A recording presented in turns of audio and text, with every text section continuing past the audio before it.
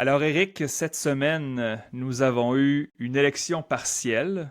L'anticipation de l'élection partielle, je dirais, était très nationale. Je veux dire, partout on en parlait. J'ai même écrit une chronique pour l'actualité. Et c'est très rare que l'actualité accepte une chronique à propos d'une circonscription de Toronto. Mais ce qui devait arriver arriva. Le Parti libéral a perdu la circonscription de Toronto-Saint Paul's, l'ancienne circonscription de Caroline Bennett.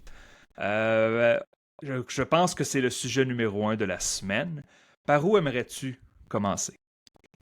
Je pense qu'avec cette élection partielle, c'est pas parce que Toronto-Saint Paul, c'est un comté important ou quelque chose comme ça, c'est parce que ça va causer des problèmes pour les libéraux, ça va causer des problèmes pour Justin Trudeau. Et si à la fin de l'été, on est dans un course à la chefferie pour le Parti libéral du Canada, c'est à cause de cette élection partielle. Donc c'est pour ça que je pense que c'est le sujet de la semaine, c'est peut-être le sujet de l'été, au Oui. moins côté politique. Il faut dire que c'est une élection partielle, oui, c'est seulement une élection qui était en jeu, mais c'était un résultat assez historique. Oui.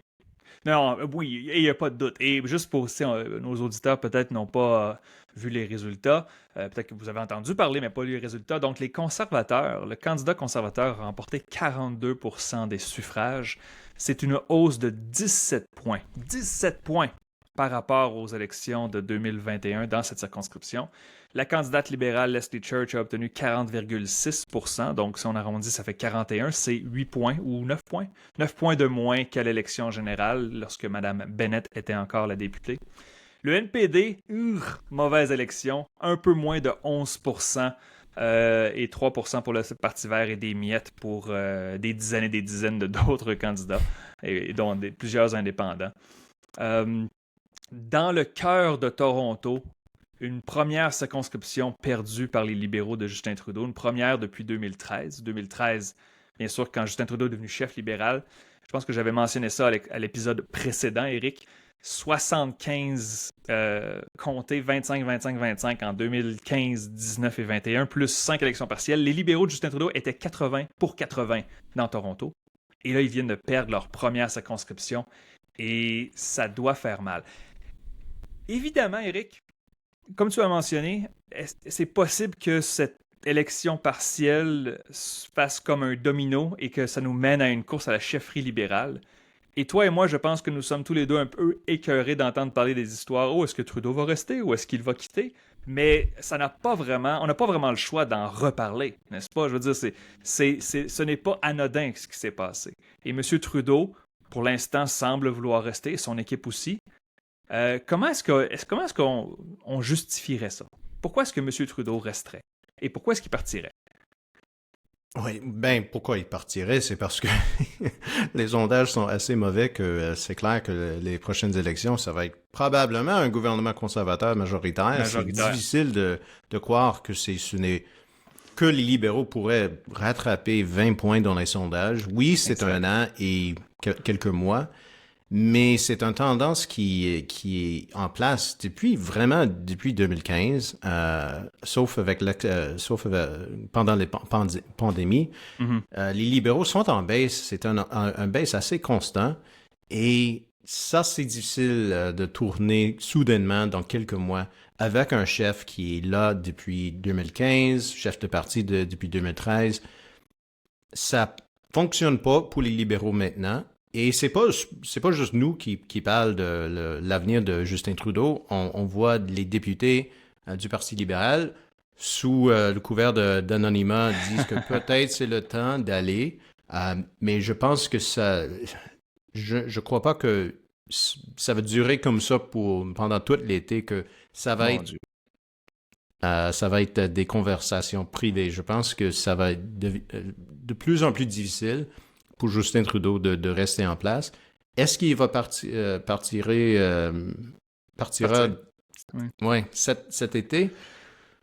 Mais il faut faire cette décision-là dans quelques mois parce que s'il commence un course à la chefferie à la fin de l'automne, hey, il va pas avoir beaucoup de temps pour le nouveau ou la nouvelle première ministre avant une élection l'automne 2025. J'ai parlé bien des journalistes depuis le lundi soir et aussi des échanges par texto avec du staff. Et j'ai retenu deux thèmes. Il y en a un thème qui dit on va perdre l'élection de toute façon. Pourquoi est-ce qu'on brûlerait un bon candidat à la chefferie?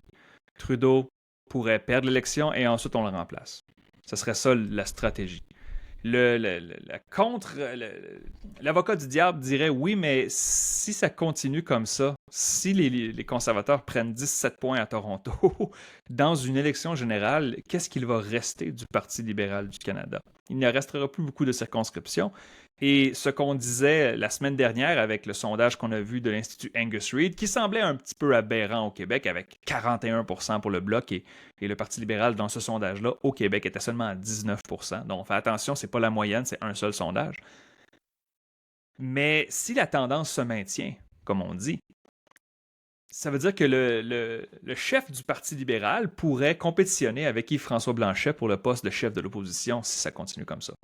Et donc, oui, tu ne veux pas brûler un candidat potentiel à la chefferie en le lançant au lion, mais si tu ne fais aucun changement, il va rester que des ruines du Parti libéral. Alors, je ne sais pas où ils en sont, mais je ne comprends pas. En fait, je ne comprends pas des députés libéraux, à moins qu'ils soient déjà résignés à la défaite, ce qui est d'abord pourquoi tu es en politique. Tu es déjà résigné à la défaite un an d'avance, c'est un peu une mentalité de loser. Mais 17 points, donc un gain de 17 points pour les conservateurs dans la circonscription de Toronto, et le taux de participation a finalement été plus élevé que l'on croyait. Oui. C'est quoi, 43 ou 44% de participation? Oui, exact.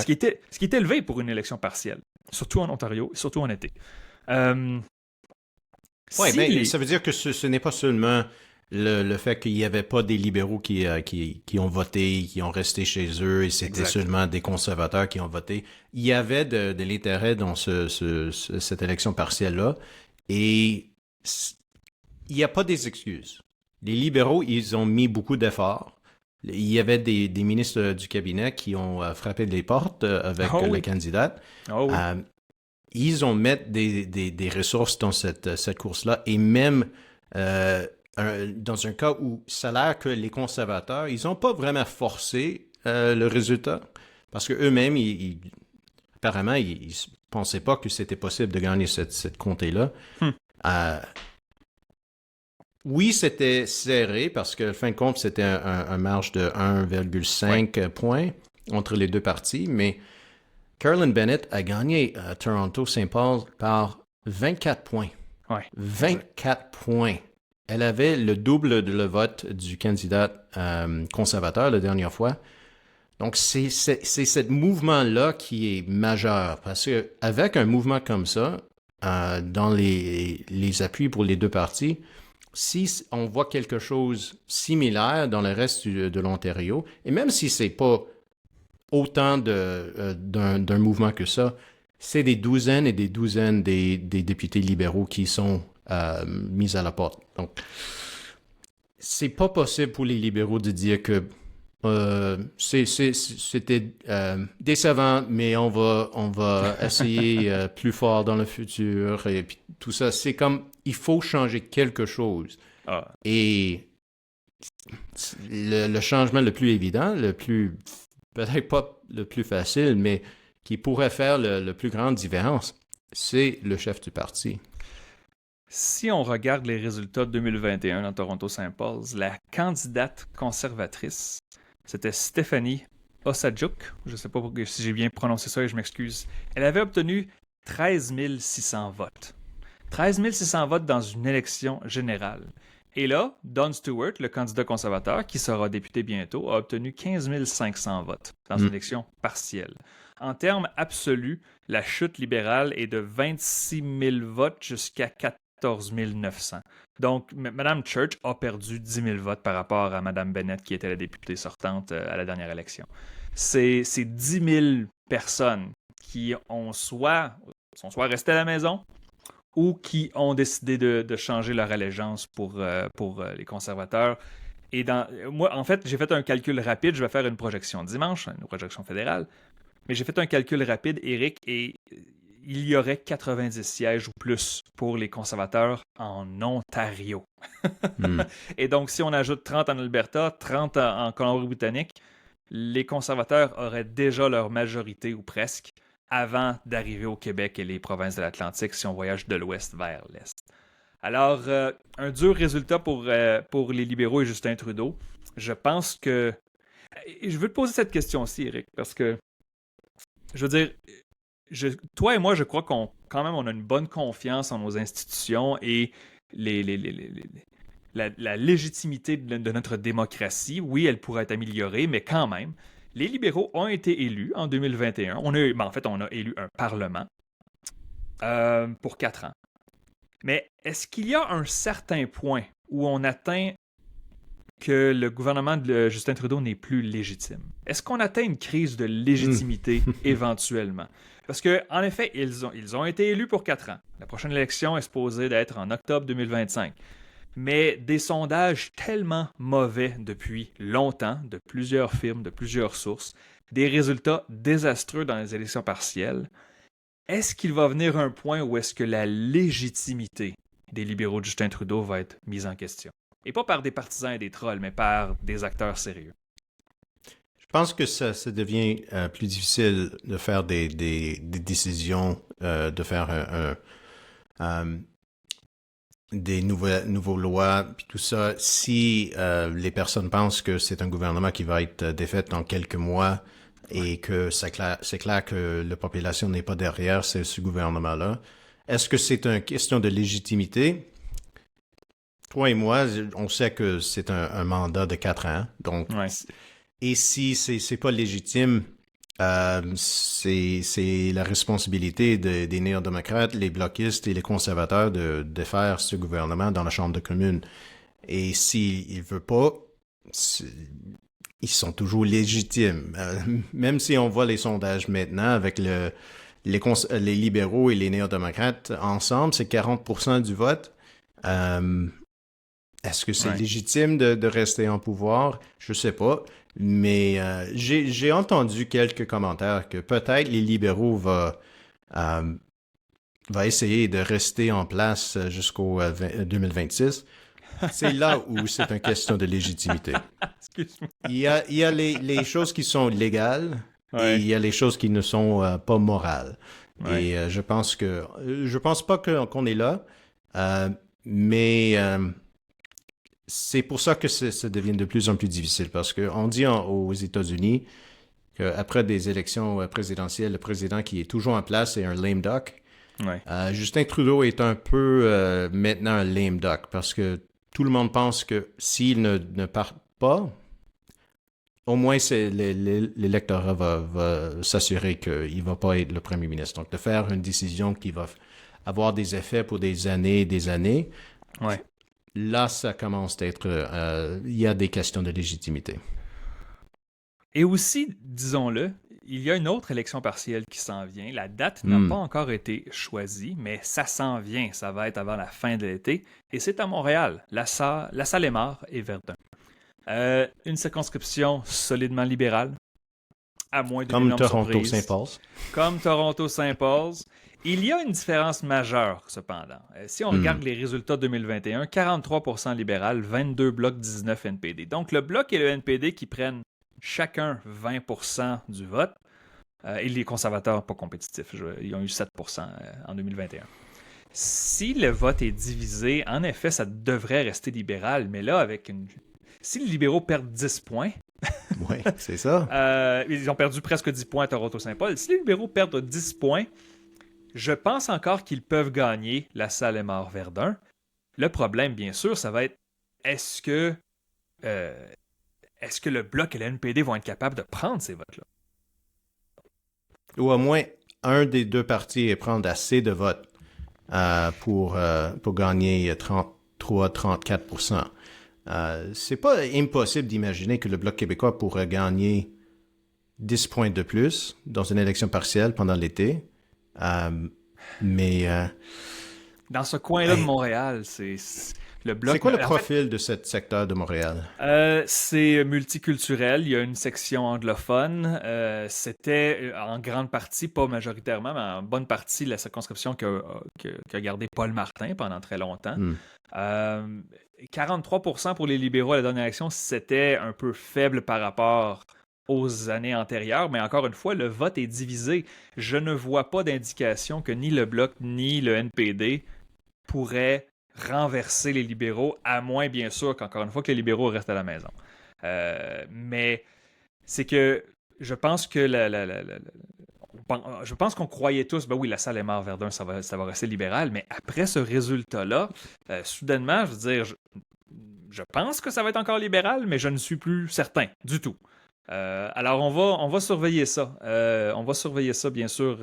Rappelons-nous que, bon, Verdun, au niveau provincial, est tombé dans les mains de Québec solidaire en 2022. C'était la première fois que les libéraux provinciaux, que le PLQ, perdait cette région-là de Montréal depuis l'ère de Duplessis.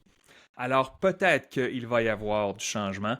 J'ai bien hâte de voir ça, mais ça devient soudainement une circonscription à surveiller, alors que je pense qu'il y a quelques mois à peine, on disait « Ah, la salle est mort Verdun. OK, c'est plate. Envoie-moi les résultats par la poste. » On est Donc, en accord que c'est difficile de croire que les libéraux pourraient perdre ce comté-là, mais imagine, maintenant, il y a le caucus ontarien qui est un peu en panique, mode panique. Si les libéraux perdent la salle des morts Verdun en août ou septembre, et le caucus québécois pense que on est les prochains, et, et Justin Trudeau est toujours en poste, ouais.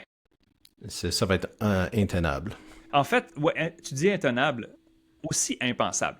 Si les libéraux perdent la salle et mort Verdun, qu'est-ce qu'il va rester après une élection générale?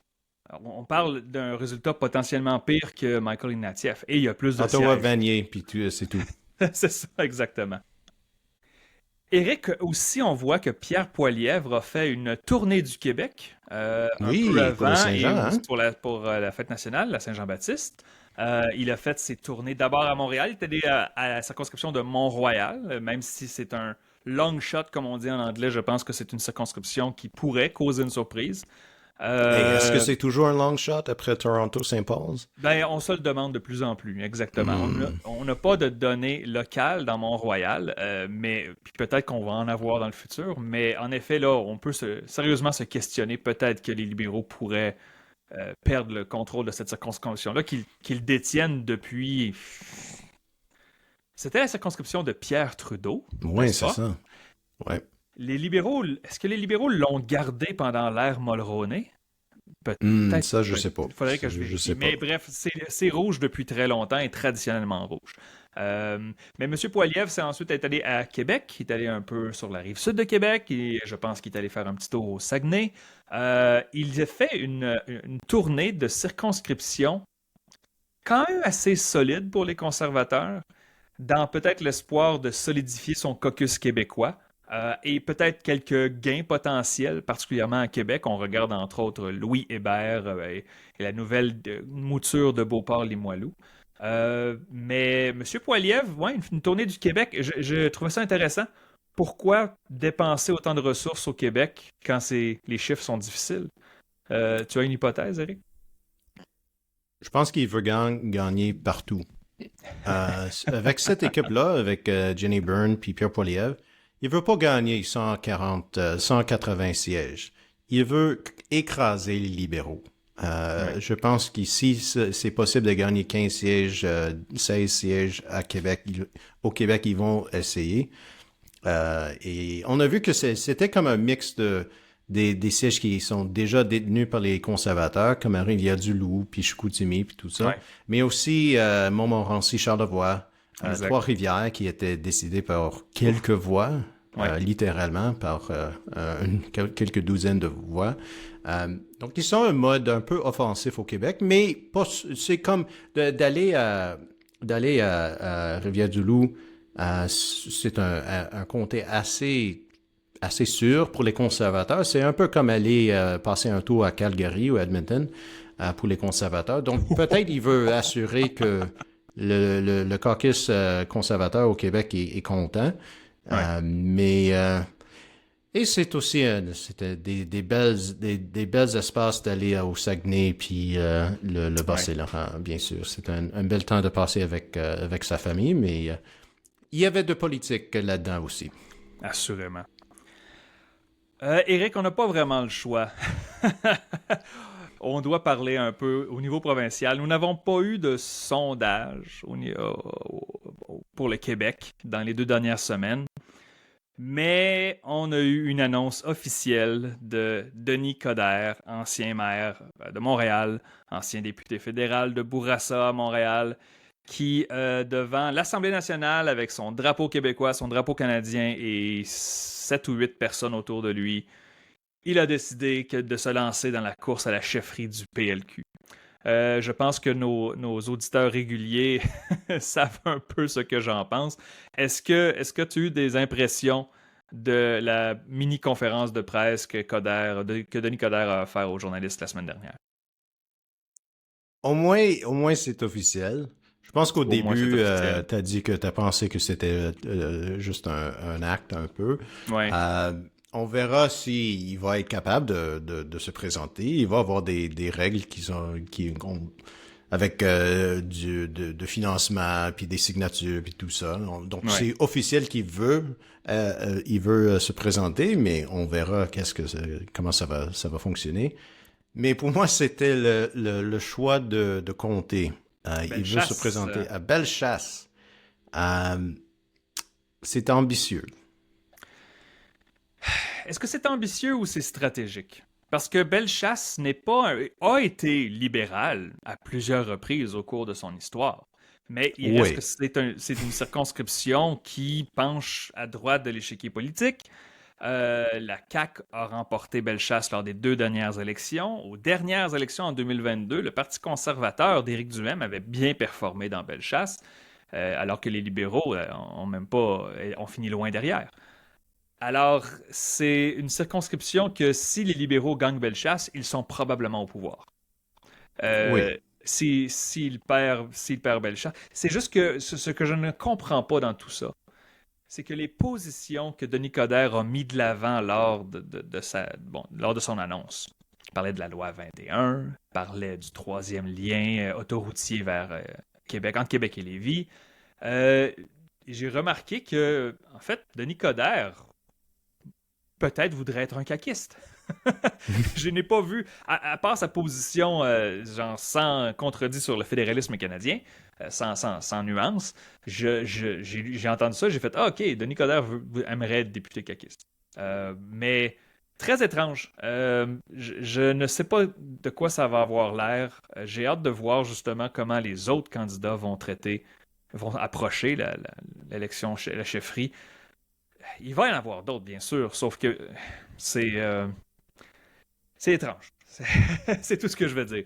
Monsieur Coder est allé faire une partie du chemin de Compostelle où d'habitude on fait une introspection, on voyage, on pense à la vie, on pense à la mort, on pense à son avenir. Mais il a fait des live streams presque à tous les jours. Il a parlé aux gens des médias ici enfin, avec son téléphone sur le. Donc il n'a pas fait d'introspection. Il est allé faire un show. Mais il revient et il fait son annonce.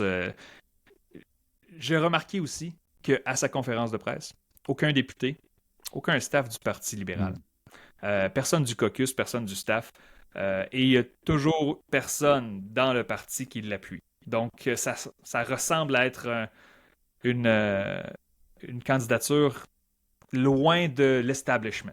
Peut-être que c'est ce que le parti a besoin, quelqu'un de loin de l'establishment, mais M. Coder a déjà fait partie de l'establishment du côté fédéral, donc je vais m'arrêter ici, mais j'ai bien hâte de voir s'il va y avoir des sondages dans les prochains mois. C'est juste qu'il n'y a pas d'autres candidats qui sont déclarés.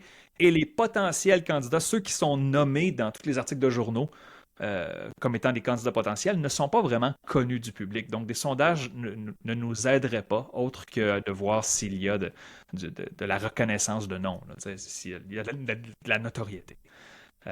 Bon. Donc, On on a verra parlé. s'il va y avoir des autres candidats pendant l'été parce que la course, c'est pour le juin 2025, c'est ça? La fin, ça va se terminer. Les résultats vont être dévoilés le 15 juin 2025. Donc, c'est encore très loin, dans presque un an. Un an d'avance, c'est un peu tôt. Mais on verra, peut-être ça va chauffer au cours de l'été. Bon, ben, on est passé au travers. On a réussi on a mentionné Coder. Maintenant, on peut passer à d'autres choses. Euh, question de nos auditeurs. Alors, On va prendre une question pour ce balado public, puis après ça, on va répondre aux quelques questions après pour nos membres. OK. Est-ce qu'il y a une question qui te cherche? Je pense que le sujet de la semaine, qu'on le veuille ou non, et je sais peut-être qu'au Québec, ça n'a pas ça n'a pas été couvert médiatiquement autant que dans le reste du Canada, mais il faut parler encore une fois de la partielle de lundi dans Toronto Symposium. Donc, GK03 sur le Discord, notre Discord, demande avec le résultat de lundi soir, est-ce que ça se pourrait que certains Québécois jettent un deuxième regard sur Pierre Poilievre et en se disant peut-être que ça pourrait être intéressant, ou est-ce que c'est trop tôt pour l'instant? Bien, je pense que c'est trop tôt, oui, mais est-ce que c'est possible qu'en voyant peut-être l'inévitabilité de Poilievre, les Québécois jettent un deuxième regard? Éric?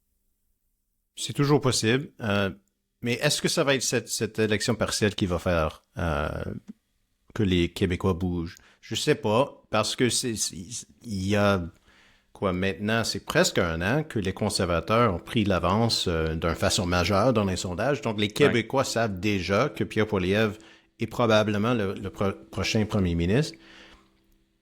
Est-ce qu'un vote à Toronto va changer les choses? Je pense que dans le reste du pays, ça a eu un impact assez important. Je ne sais pas si au Québec, ça va changer des choses plus que ça.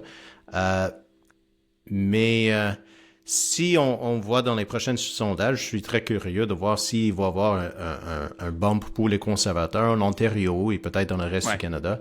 Ouais. Est-ce que quelque chose au Québec va suivre après, dans quelques semaines, dans quelques mois? Est-ce qu'à la fin de l'été, les conservateurs sont à 43-44% au niveau national et donc au Québec, ils sont peut-être plus proches de 30 que de 20% dans les sondages? Je pense que déjà, on a vu dans les dernières semaines que ça va assez bien pour les conservateurs au Québec. Oui, absolument. Plus haut que leur niveau habituel, ça c'est certain. Moi, je dirais ceci. En 2006, il y avait le Bloc québécois qui était bien sûr très fort. Suite au scandale des commandites, il y avait les libéraux qui étaient en perte de vitesse. Jack Layton du NPD n'était pas encore très connu. Et on s'est fait dire combien de fois Stephen Harper qui va gagner au niveau fédéral, ça va relancer le Bloc, ça va relancer le mouvement souverainiste. Je me rappelle de ça, il disait avec certitude que les conservateurs de Stephen Harper n'adoptaient pas les valeurs québécoises. Et pour certains, bien sûr, c'est vrai. Mais l'élection est arrivée et les conservateurs ont eu presque 25% du vote au Québec. Alors, il y a eu des Québécois qui, en 2006, ont comme fait « Je suis pas sûr de ce Harper-là, mais je veux du changement. » 25% du vote, c'est pas rien. Alors, est-ce que c'est possible que les électeurs québécois suivent la vague? Veulent faire partie de la vague? Oui, c'est possible.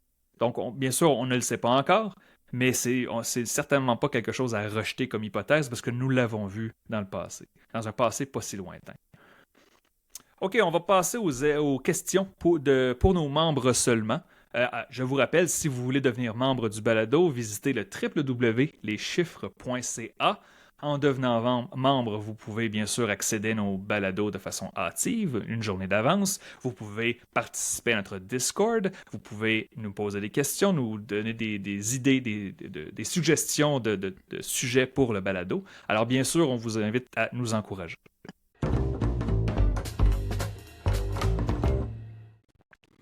OK, Éric. Oui. Un quiz. Donc, évidemment, nous nous sommes couchés très tard, lundi soir. Et évidemment... Mardi matin. Oui, mardi matin, exactement. Et très peu de sommeil. J'avais des entrevues médiatiques un peu toute la journée mardi. Je ne sais pas à quel point j'ai été cohérent. Donc, le quiz cette semaine, pour essayer de faciliter un peu le travail, je vais reprendre des cartes du jeu qu'on a déjà utilisé auparavant. Ça s'appelle « Tu te mets combien ». Ce n'est pas une commandite, tout le monde. C'est juste un jeu que j'apprécie. Des cartes de trivia, des questions. Eric a bien performé auparavant. Et pour ceux qui ne se rappellent pas, il y a 10 questions par 4. Les premières questions sont extrêmement faciles et deviennent progressivement plus difficiles. Et donc, on va utiliser une petite carte ici. Là, j'ai les cartes dans les mains. La dernière fois... Est-ce que je vais avoir le choix tu vas encore? avoir le choix. OK. Premier ministre... Enfin, c'est que est-ce qu'on l'a déjà utilisé, celle-là? Non, je pense pas. Premier ministre québécois, premier ministre du Canada ou Confédération canadienne? J'en ai 3 ici. Quel que tu aimerais J'aime les avoir? deux, les premiers ministres du Québec et du Ok, Canada. parfait. Donc, on rappelle, j'ai 10 questions ici. Les premières, si Eric rate les premières questions, je pense qu'on fait juste fermer le balado et dire au revoir. Mais on verra bien. OK. Premier ministre québécois, numéro 1. Eric.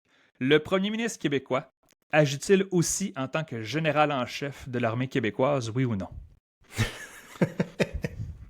Peut-être dans l'imagination des quelques-uns, mais non. Non, en effet. Un jour peut-être, on ne sait pas. Numéro 2. Par quel processus politique un politicien peut-il devenir premier ministre du Québec? C'est une question assez étrange. Une élection générale? Oui, une élection, exactement, par des élections. Okay. En effet, je pense que c'est un peu plus compliqué que ça, mais par des élections. OK, ça va devenir un peu plus intéressant. Là. Numéro 3. Quel est le titre du poste occupé par celui agissant à titre de remplaçant du premier ministre du Québec si ce dernier est indisponible?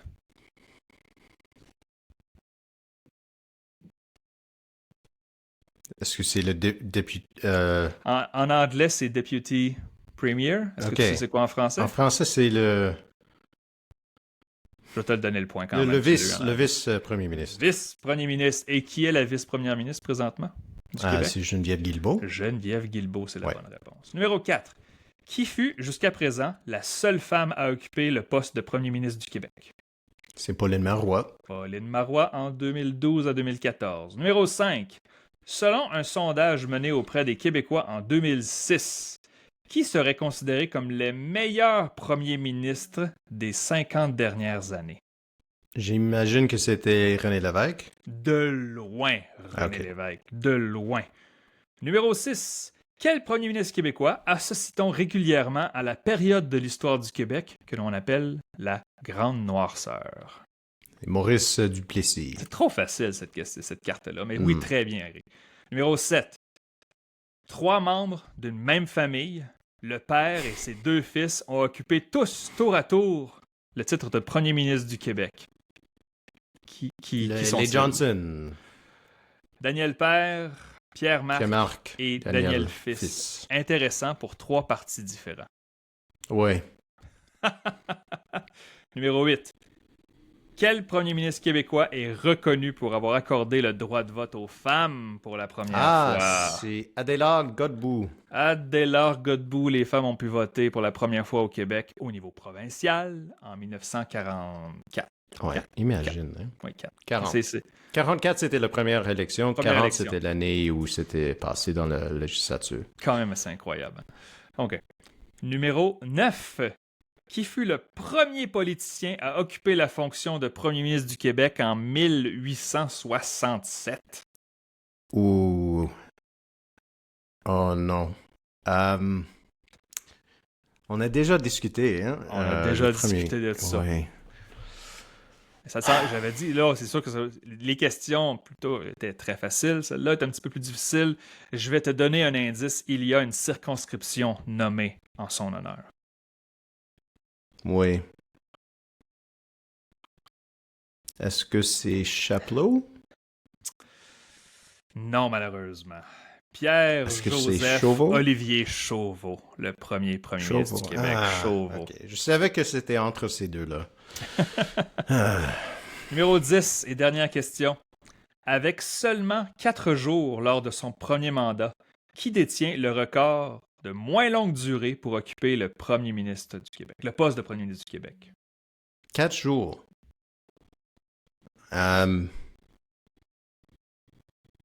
Lui aussi, il a une circonscription nommée en son honneur. Vraiment, OK. Je pensais que c'était peut-être Bertrand ou Sauvé ou Barrette. Mais Bertrand est le seul avec une circonscription, mais il était là pour quelques quelque temps. Oh boy. Il y a aussi une circonscription qui s'appelle Sauvé. Ok, Ou est-ce qu'ils ont changé le nom? C'est Bourassa-Sauvé, non? Bourassa-Sauvé, ouais, c'est ça. Mais il n'y a pas de Barrette. Il n'y a pas de Antonio Barrette, il n'y a pas de circonscription. 4 jours. Je sais pas. J'ai aucune idée. Louis-Olivier Taillon en 1896. Ah, ok. Intéressant. Donc, 8 sur 10. Mais des questions. Ah, c'est quand même intéressant, ça. OK, parfait. On va revenir à ces cartes-là à l'occasion parce que je trouve ça intéressant. En plus, surtout que les premières questions sont faciles, donc ça met Éric en confiance. Oui, c'est ça. Il se Et sent invincible. c'est souvent difficile avec les premiers ministres québécois dans les années 1800. Les années 1800, oui. Il y avait beaucoup et ils n'ont pas vraiment marqué l'histoire. Il y avait Mercier, puis à part de ça, c'est des noms qui ne sont pas courants aujourd'hui. Absolument. Éric, chiffre de la semaine. Non, il y a les Canadiens, non? On va juste une carte? Peut-être pas les premiers ministres canadiens? On peut faire une deuxième carte. OK. Carte. Excuse-moi. Je pense que ça va être beaucoup plus facile pour moi. Premier ministre du Canada. Numéro 1.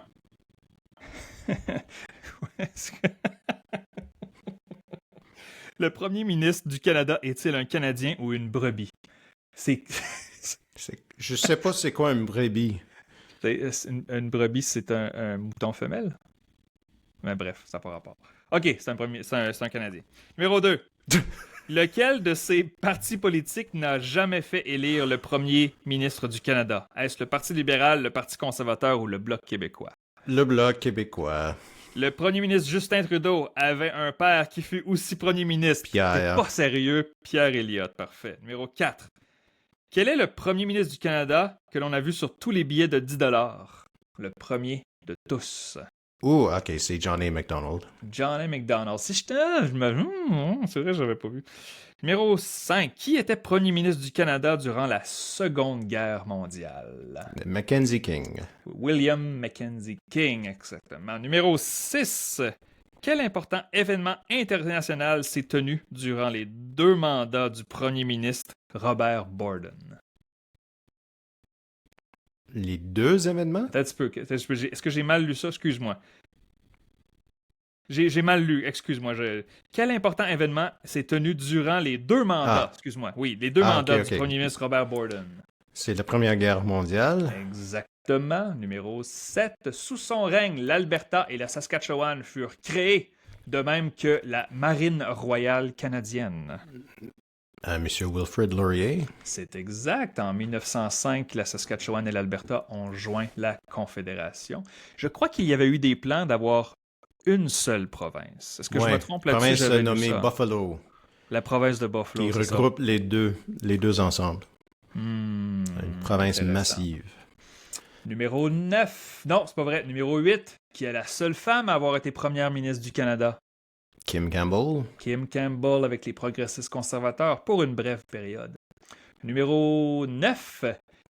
Considéré comme le plus jeune premier ministre élu à ce jour, quel âge avait Joe Clark lorsqu'il rentrait en fonction en 1979? Oh, c'est une bonne question. Je pense qu'il avait 36 ans. Tu es très proche, je vais te donner le point. Il avait 39 ans et fait cocasse, 39. Son élection a eu lieu la veille de son anniversaire. Ah, OK. Intéressant. C'était en mai 79.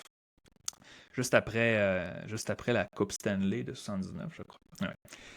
Qui sont les 2 premiers ministres de l'histoire canadienne n'ayant jamais ne s'étant jamais assis au Parlement durant leur mandat? Ça c'est John Abbott. Et le deuxième qui était un sénateur, je pense que c'était Charles Tupper. Charles Tupper est une bonne réponse. Je n'ai pas John Abbott ici sur la carte. Oh non, Je vais te laisser une chance. John Donc, Abbott. un premier ministre, pendant Abbott son était combat, n'a jamais siégé au Parlement. Excuse, la question était était mal Mackenzie posée. Ball? C'était John Turner. Est-ce que John Turner a jamais siégé comme premier ministre? Il a été premier ministre, mais est-ce que le Parlement était déjà levé? Ah, ok, c'est ça, peut-être. Mais je crois que John Abbott était Wow. Un sénateur. Mais est-ce qu'ils disent le Parlement? Attends un petit peu. Qui sont les 2 premiers ministres de l'histoire canadienne ne s'étant jamais assis au Parlement durant leur mandat? OK. Le Sénat, ça inclut c'est le Parlement, ça inclut le Sénat. Oui, c'est ça. Charles Tupper a été nommé premier ministre après la dissolution de la Chambre des communes. Incroyable. Et apparemment, c'était John Turner n'avait jamais... Ben, je veux dire, je crois les sources du jeu, mais là, on dirait que ça me secouait un peu. Donc, John Turner a été premier ministre après le départ de M. Trudeau père. Ouais. Mais il Il n'aurait était là jamais pour quelques mois. siégé. Ah. Peut-être pas, parce que je pense qu'il est devenu premier ministre comme le mois de mai, puis il y avait les élections en septembre. Ah, OK. Fait que la C'est session possible. était déjà levée. Ouais. Wow. OK, c'est intéressant. Bon, merci beaucoup. J'aime ce jeu-là. Même si c'est facile pour 7 sur 10, et c'est Sur toujours 7 sur les 10. 2-3 qui sont les plus difficiles où j'ai la difficulté. Mais merci beaucoup, Philippe. Fait plaisir. Chiffre de la semaine, Eric. Pour moi, c'est 6%. Selon l'Angus Reid Institute, c'est le pourcentage des Québécois qui approuvent fortement François Legault. Legault est en égalité avec Doug Ford pour le pire score parmi tous les premiers ministres provinciaux au Canada. 6% et très motivé par le premier ministre Legault. Et c'est pas beaucoup de monde. Non, c'est pas beaucoup de monde, non, en effet. Les chiffres de Legault ont vraiment diminué. Allez lire ma dernière chronique pour l'actualité pour des chiffres détaillés sur les taux d'appréciation. C'est difficile pour François Legault. C'est difficile. Mon chiffre de la semaine, 25%. 25% pour les conservateurs au Québec selon le sondage de Spark Advocacy. Spark est une firme que peut-être plusieurs ici ne connaissent pas, mais c'est Bruce Anderson qui est un sondeur d'expérience au Canada. Des chiffres au Québec qui semblent être un peu aberrants, mais pas pour les conservateurs, pour le Bloc. Le Bloc aurait 27% au Québec. Alors, ceux qui disent que c'est trop bas, je vous réponds oui, comme l'Institut Angus Reid qui avait le Bloc à 41, c'est trop haut. La réalité est probablement quelque part dans le milieu. Mais encore une fois, 25% pour les conservateurs au Québec, ça fait plusieurs sondages que l'on voit ça, ce qui égaliserait le score de Stephen Harper en 2006. Et donc, M. Poilievre au Québec n'est pas aussi populaire qu'ailleurs, mais il n'est pas si impopulaire que l'on croit non plus. Donc, merci beaucoup, Éric. Oui, merci Philippe. On va prendre une petite pause parce que moi, je pars en vacances prochainement. Je vais visiter ma Gaspésie natale, comme toujours, comme chaque année. Et je vais passer un peu de temps à Rimouski aussi. J'aime cette coin-là. Mais j'ai bien hâte de retourner en Gaspésie. Et à cause de ça, on va prendre une petite pause avec le balado. Nous allons être de retour pour les chiffres au début du mois d'août. Donc, nous prenons juillet de congé. Et donc, à moins, bien sûr, s'il se passe quelque chose de très important, un sondage dramatique, une démission importante, on va revenir faire un épisode spécial, mais on va être de retour au début du mois d'août avec un nouvel épisode des chiffres. Merci beaucoup tout le monde pour votre support. Merci pour votre écoute et à très bientôt. Au revoir.